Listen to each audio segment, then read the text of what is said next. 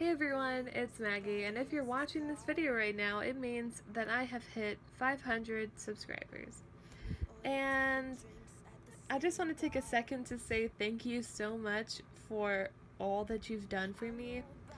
To think that people care about how I play and what happens to me enough to subscribe to me and really enjoying my content, like, it means so much to me. It's so surprising, honestly.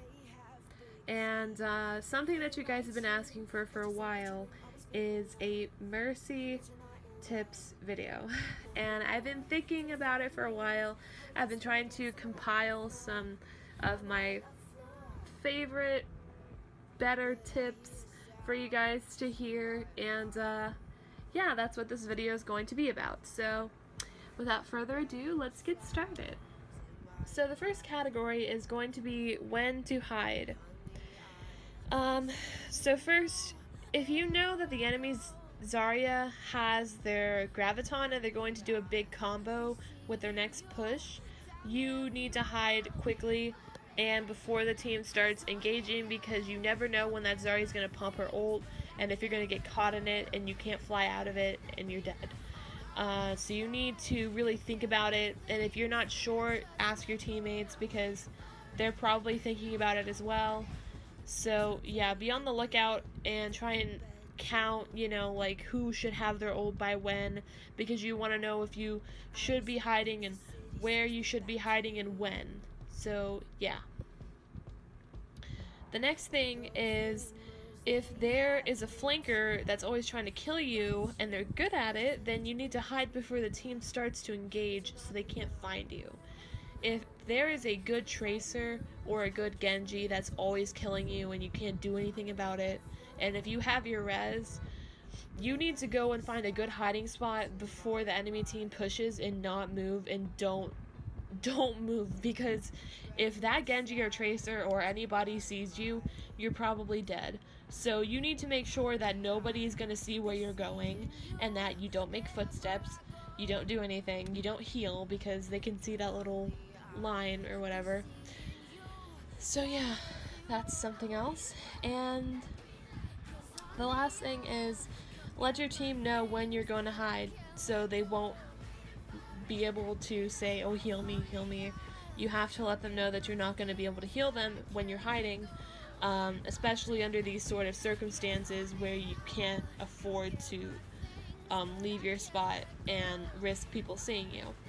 So you need to let your team know that so they won't be thinking that they're depending on you for heals, that they're basically by themselves. And also, so they should die together, and also just, try and get their own health packs and heal themselves and all this. So yeah, you really need to communicate with your team when you're hiding and to group up somewhere where you're going to be able to get there easily and res. So the next thing is when to res. And the first thing is, when you're hiding for res, don't wait until everyone's dead to go in and res. You kind of want to slowly walk in as like people start dying and dying. For example, if there are 2 people that are already dead and there are 2 people that are critical in a team fight and you know they're gonna die, but you're waiting to res, don't wait until you know they're dead to go in and res, because by that time somebody else might have already respawned and that might be a huge disadvantage to you. You need to walk in gradually and slowly. That way you'll get there just in time. You need to time your reses nicely, correctly, thoughtfully. You need to think about it while it's happening. So yeah. The next thing is 2-man reses. You should only do it if it's going to give you numbers against the enemy team and a better chance at the current team fight. If let's say that you're fighting with the team and their enemy soldier uses their tac visor and kills your soldier and your tracer, but your team's doing really well, but they could use that extra DPS, especially if your DPS has their ults.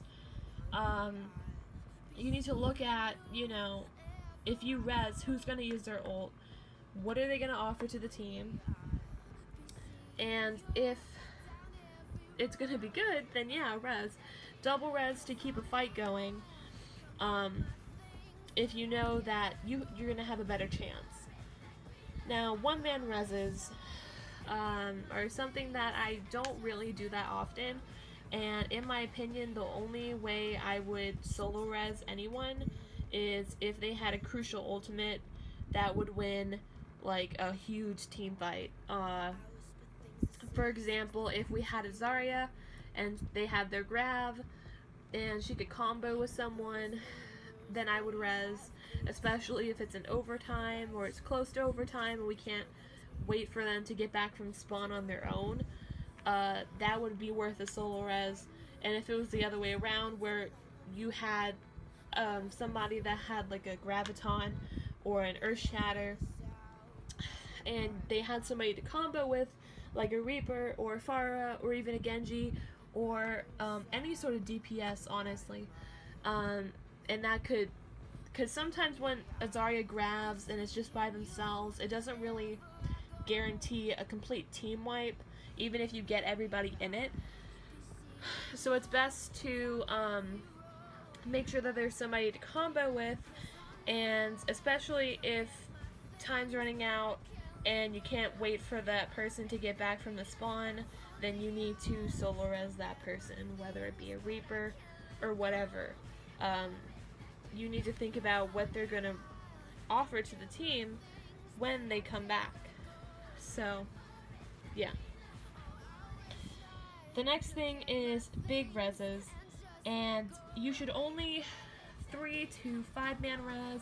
Well, 5-man reses are something else, but 3 and 4-man reses should only be done if you need to. Don't do it if you already won the fight, because that's just going to waste your res and you're going to have to get it up before the next team fight. And also, you should res that big if they wiped your team and they used their ults, but your team didn't use that many. And you need to think about, like, what ults would you have if you res that? Or would you be better off letting them respawn and saving your res? You know, you really need to think about it. You also should probably ask your team what they think, even though they're probably already telling you what they think when they're yelling res in your ear, but yeah. Now 5-man reses, usually if you can get a 5-man res, you should 5-man res, because that means that there's really no way for you to have won a team fight and get a 5-man res after you won a team fight. Like, that doesn't really make sense, you know? Like, if you can 5-man res, you should 5-man res, because the situations where you would be able to would coincide with that you probably should. And the last piece of advice for this category is don't wait for people to die. And this is a big one. You should res immediately if it's going to make a difference, and if there's also a teammate that's critical, you shouldn't wait for them to die. You should res the number you have and heal that person to prevent giving the enemy more ult charge. It would benefit that person, and the enemy team is not going to get ult charge, so that's going to be better for your team as well. So yeah, do not wait for people to die. If there's like 2 people dead and there's a soldier that's critical, go in and res and then heal, because you can't risk it. So the next thing is where to hide, and this is kind of tricky. So most of the time I'll try and hide on high ground if possible, because that's kind of the better place to go. But at the same time, you kind of have to think about what the enemy team has. And for example, if you're playing on Watch Point Gibraltar and you're on defense and you're at the last point, and you know that there's this big bridge near the last defense spawn. I usually like to hide either on the stairs, in the confined space where the stairs are, or on the bridge, hiding at the very end of the bridge. But you have to think about what their enemy team has and if they're going to get to you, whether they know you're there or not. If they have a McCree and you know that they have a McCree, he's probably going to try and go up those stairs and ult, so it wouldn't be smart for you to hide in the staircase because he could come up and flashbang you. You should wait at the end of the bridge facing the entryway so you can see if somebody's coming up through there. And on the other hand, if they had a Pharah or something, you shouldn't hide on top of the bridge, like where she could obviously see you. You should hide in the side of the staircase. And if they have both, well, that's a tricky one. If they have a McCree and a Pharah, that would be kind of weird. But you have to think about what sort of DPS, because DPS are the only ones that are really going to try and flank and find you.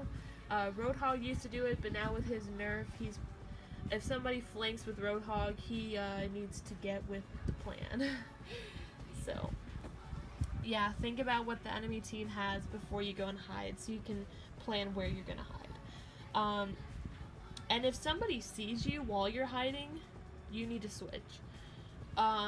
If a Genji finds you and almost kills you, or if you know that somebody saw you, you shouldn't stay there, because that person's probably telling their team, Mercy is in blah blah blah, or Mercy's there, or whatever, and when they start pushing and when they're wiping your team, they're gonna know that you're there, and they're gonna come and kill you. So if you know that somebody on the enemy team sees you, you need to like change your hiding spot. There are so many times where I was hiding somewhere and somebody found me, but they went away, or I escaped or something, and I didn't go back to that same spot. I went somewhere else, and I can hear the person running around where I was hiding before, their little pitter patter, like they're looking for me. People think about that. People remember, even though you probably don't know for sure if somebody saw you, if you even think that somebody saw you, you need to change, because that's a big thing. And yeah, for hiding is you should use alternate or unconventional routes to get to your hiding spot.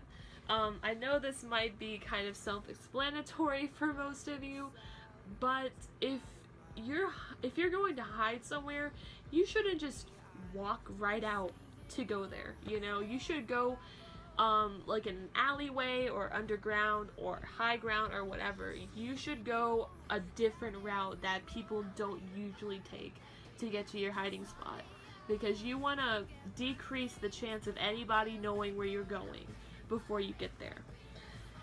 So yeah. The next thing is positioning, and you should try and stay near the team but hidden. I've been told several times that I'm an aggressive Mercy. I can see what they mean, but I can't at the same time. Eventually, you're going to have your own way of playing Mercy. There's really no, like, Mercy that's going to be exactly copying someone else's gameplay. You're gonna end up developing your own play style, but for me, I try and stay near the team but hidden. I'm not really a defensive Mercy, but I'm not like offensive, you know? Like if we're pushing a payload, I usually hide at the butt of the payload sometimes. Like I'm always near my team, but I'm not in sight. Like I'm usually always next to them, but behind a wall or something.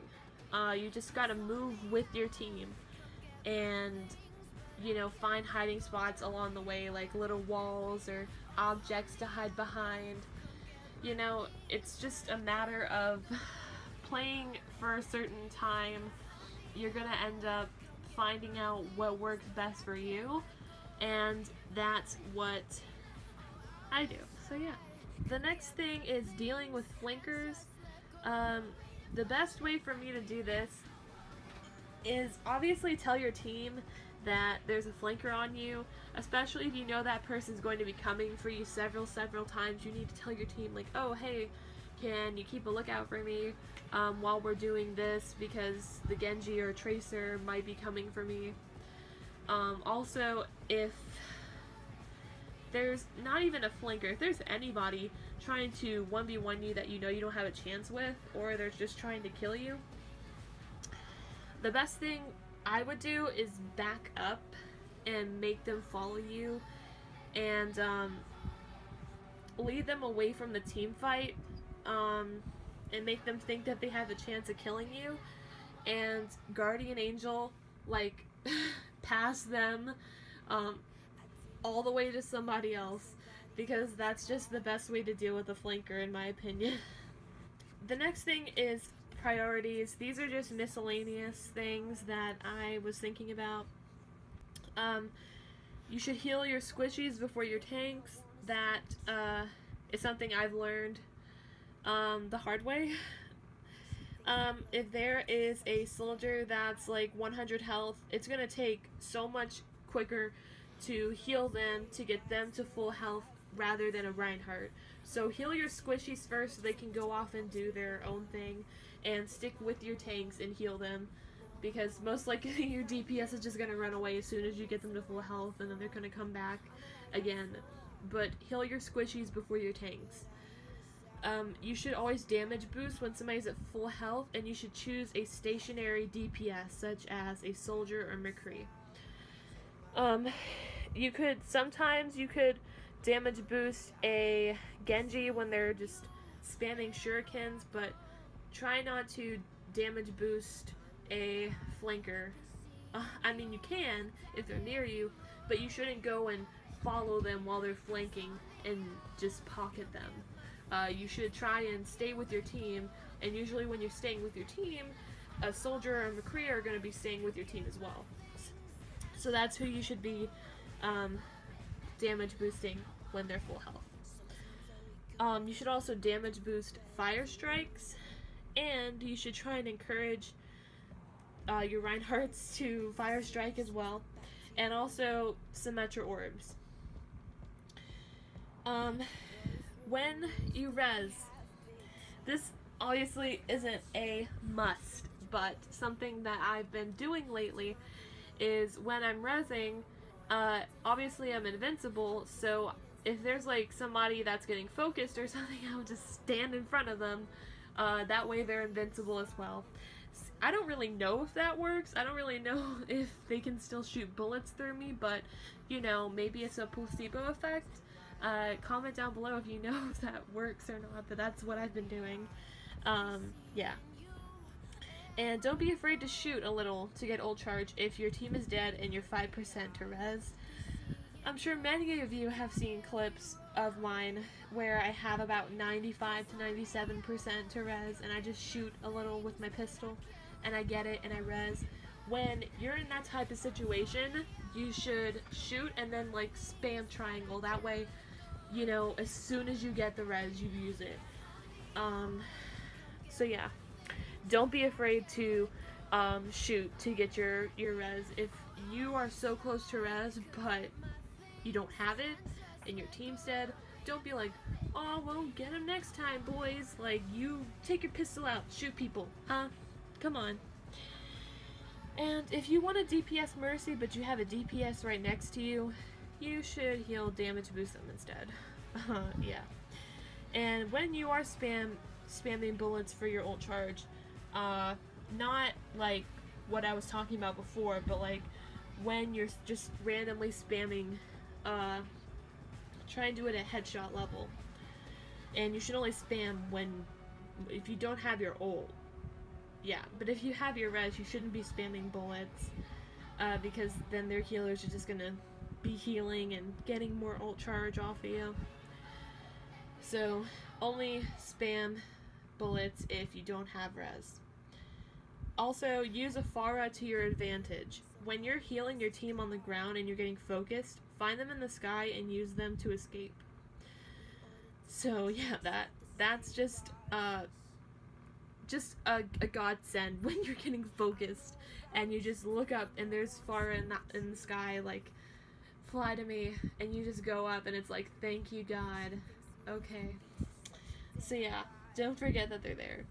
Also, don't forget about your heroes that are not always with the team, like Pharah, Genji, Tracer, or even McCree. You might forget since they're not with the rest of the team, but they still will need help from time to time, such as damage boosting or healing. So even if they're not directly with you when you're in a team fight, always have them in the back of your mind, looking around, checking on them every once in a while to see what their health is at and where they are and if they're in a sticky situation, and if you can help them out. So the next category is probably one of your guys' favorites, and that is DPS Mercy tips. And yeah. If you know that you have a chance of 1v1ing somebody, be aggressive, because hesitating might give them that 1 HP of damage on you that makes you lose the 1v1.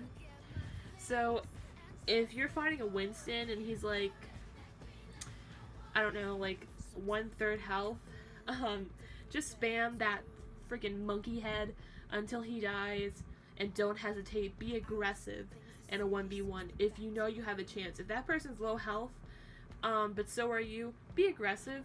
There's no reason for you to run away, because if you run away, they're gonna kill you. So if you are aggressive and you act like you couldn't kill them, you just might. So yeah. Also, when you're fighting McCree, I'm not saying you should go and like find McCrees to kill, but if you're ever in that situation where you're 1v1ing a McCree, keep your distance so he can't flashbang you. Also, when you're using your pistol, try and predict movements and spam crouch and strafe. Yeah, but try and mix it up a little. Spam crouch, strafe, jump, like don't do the same thing over and over again, because most likely that person's gonna be like, oh, they're just gonna spam the whole time, spam crouch the whole time, so that way they can predict your head. But if you go up and you jump instead of just standing up, then they're gonna miss their headshots. So. Also, if you're 1v1ing your health pack, try and save it for when you're low health and not missing 10 to 20 HP. If there's like a mega health pack right next to you and you're missing like 10 health and somebody's 1v1ing you, don't grab it. If you're not missing that much health, grab it like when you lose a little bit more health, so it's better for you. And also try and camp health packs when you're 1v1ing. Whether they're megas or smalls, it makes a difference. So yeah, don't let them get the health packs. So those are all the Mercy tips I have so far. If I think of any more, I'll make a whole different video for them. Also, I was thinking about adding hiding spots on maps, but there are just too many maps, and there's also defense and attack on so many maps that I just can't fit all of this into one video. So if you want to see a different video on hiding spots, please let me know which maps in particular you'd like to see, and defense attack for those maps. And if you'd want to see that video point blank, because you might not.